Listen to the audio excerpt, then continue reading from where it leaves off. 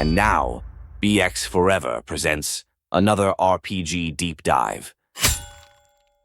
All right, are you ready for this? We've got from Adventure Anthology 2, classic dungeon crawls to, some are more like intrigue-driven mysteries. What do you think? Should we go through each one by one or? I think maybe we should look for some themes first. Okay, yeah, like common threads that run through. Right, and one that really jumped out at me was all the tombs. Oh, yeah. The Tomb of Three, the Tomb of Thorinzeus, and of course Wulfric's tomb. That one sounds ominous, just the name. Yeah. Ooh, Tomb Adventures. I Oh. love those. Yeah. There's just something about going into the unknown, facing ancient traps and guardians. It's Yeah. so exciting. But you know what I find interesting? What's that? Each of these tombs, it seems like they offer a really different experience. Oh, absolutely. Like, for example, the Tomb of Thorinzeus. It mentions bone vipers guarding the entrance. Bone vipers? Yeah. Wow, that sets a very specific tone, doesn't it? For sure. It's not your average skeletons and zombies. Oh, no. Bone vipers. Way more creative. Yeah. And probably way more deadly, I bet. Right. What do you think the gameplay implications of that are? Well, from a tactical perspective, I'm thinking bone vipers mean a different kind of challenge. They probably have venom.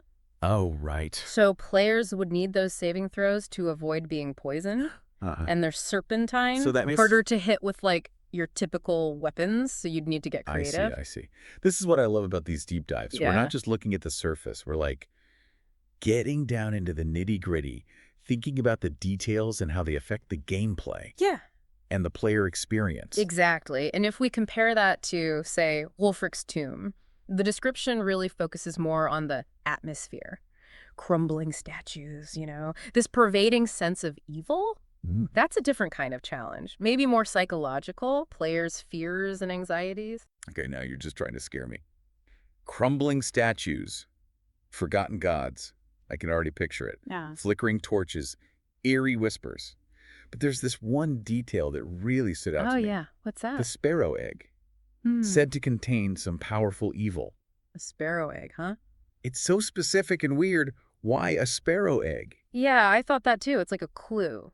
Right. It hints at a deeper mystery. It's those little touches, Yeah. the unexpected details. That's what makes an adventure truly memorable. It goes from a series of encounters to an actual story. Absolutely. And it gets me thinking, how would I play that up? As a game master, I mean. Yeah. Maybe the sparrow egg is the key to breaking a curse. Or maybe it's what a nefarious cult wants to get their hands on, the possibilities. Endless. Yeah. But while we're talking about tombs, there's one more I wanted to bring up. Okay. The Tomb of Three. Now, this one seems connected to another theme we see, What's that? kidnapped villagers. Oh, yeah, right. The classic. Damsel in distress. Except this time it's a whole bunch of villagers. Yeah. We see that in a few of these adventures. Okay. Kidnapped. That one seems like it's for newer players. And then there's Secret Fortress of the Red Cult. Sounds like it's a princess who needs saving in that one. Okay, so we're starting to see these connections. Yeah. Between the adventures, we've got tombs, kidnapped folks, lots of heroics, probably. But I'm also noticing a difference in tone. Between the kidnapping scenarios. How so? Well, kidnapped seems pretty straightforward, like a classic rescue mission, But the Tomb of Three and Secret Fortress of the Red Cult, those feel more sinister. You're right, yeah. The Tomb of Three mentions that the villagers have been missing for weeks. Nobody knows what happened to them. Ooh, see, that raises the stakes, Yeah. right? Yeah. It's not just about rescuing them anymore. It's urgent, and there's a hint of something darker going on. And then you've got the Red Cult, dream manipulation, reviving a sleeping god. Yikes. Talk about high stakes. This feels like a whole campaign, not just a one-shot adventure. And notice how choice plays a part in these scenarios, like in Secret Fortress of the Red Cult.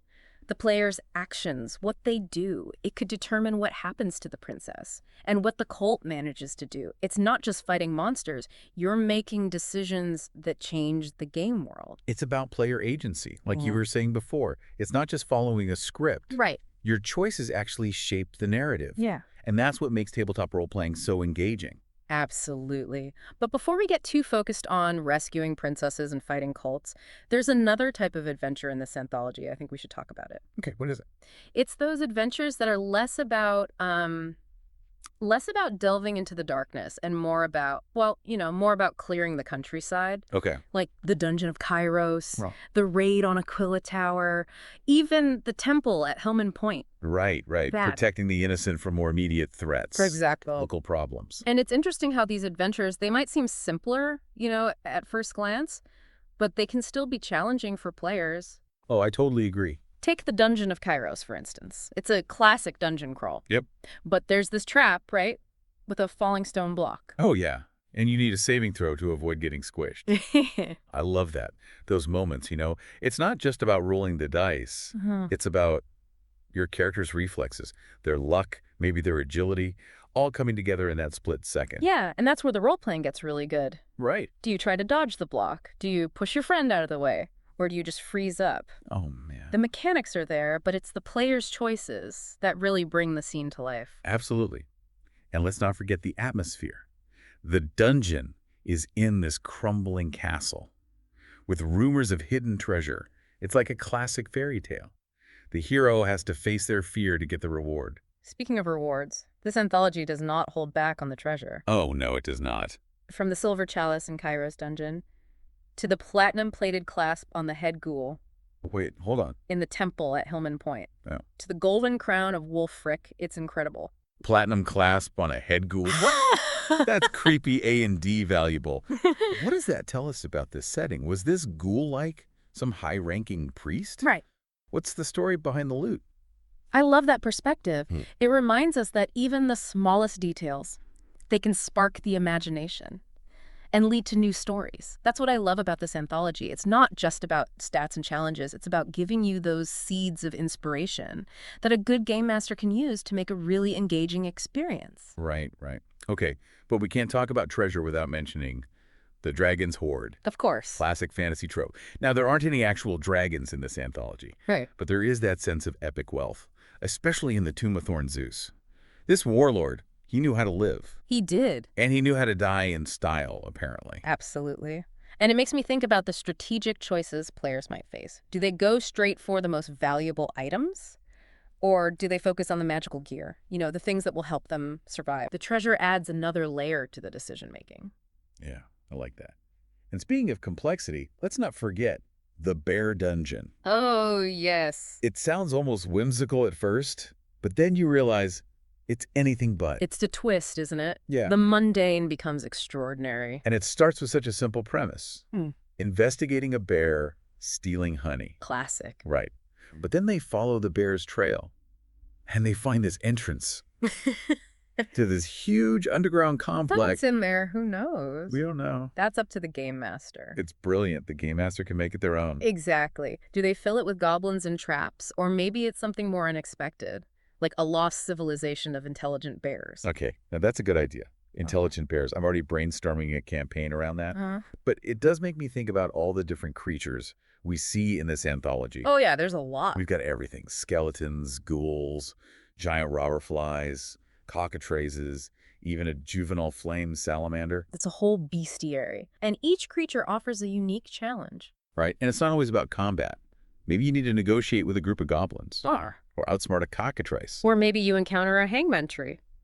Wait, a hangman tree. Yeah. The tree comes to life. That's right. How does that even work? So I mean, I've seen some weird stuff in RPGs, but a hangman tree is a new one. the first time I ran a game with a hangman tree, my players were terrified. Really? It's amazing what a simple detail can do. It creates this feeling of dread. Wow. And it shows the power of imagination in these games. You don't need miniatures or special effects. Sometimes all you need is a good description and a willingness to embrace the bizarre. You know, you're right. And as creepy as that is, I keep coming back to those bone vipers. I don't know, it's like they're a clue to something bigger, something darker lurking beneath the surface of these adventures. There's definitely something uncanny about them, and it makes me think about the overall tone. There's a lot of lighthearted adventure here, but there's also this undercurrent of something more sinister. Yeah, I see that. It's like those classic fairy tales. You got the brave knights, the damsels in distress. But there's always a shadow lurking, a reminder that not everything ends happily. Which brings us to the Temple of Bones. That one seems to really embrace the darkness. Ah, yes. The Temple of Bones. For those higher level parties. levels 6 to 8. Oh, wow. That tells us it's a more challenging adventure, maybe even morally ambiguous. Interesting. I wonder what secrets are hidden in those bone-strewn halls. Speaking of secrets, we've been so focused on each individual adventure, we haven't really talked about how they connect. As a whole, I mean, because I'm starting to see a pattern, kind of underlying narrative that ties them all together. Yeah, like a puzzle. Each adventure is a piece, and as we explore them, we start to see the bigger picture. It's the kidnapped villagers, the cults, these ancient evils.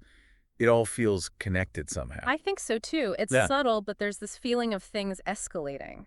The threats get worse, the stakes are higher, the challenges get more complex. And it all leads up to the Temple of Bones. Like, that's the final test after everything you've learned and overcome in the other adventures. And the fact that it's for those high-level characters, it's meant to be a real challenge. Right, they're not newbies anymore. No, these are heroes, facing a threat that could have huge consequences. So what does this all mean for the listener? Why should they care about these adventures and how they connect? Well, I think it shows that Adventure Anthology 2, it's not just a bunch of random scenarios. Yeah. It's like a tapestry, you know?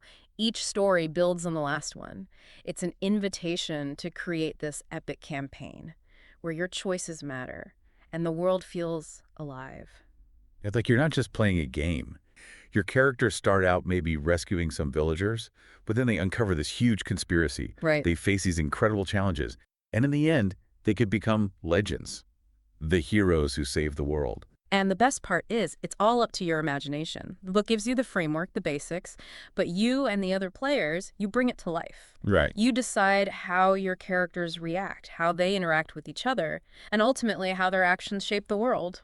And you know what I think is really cool? What's that? Even if you don't play these adventures, even if you're not a game master, Yeah.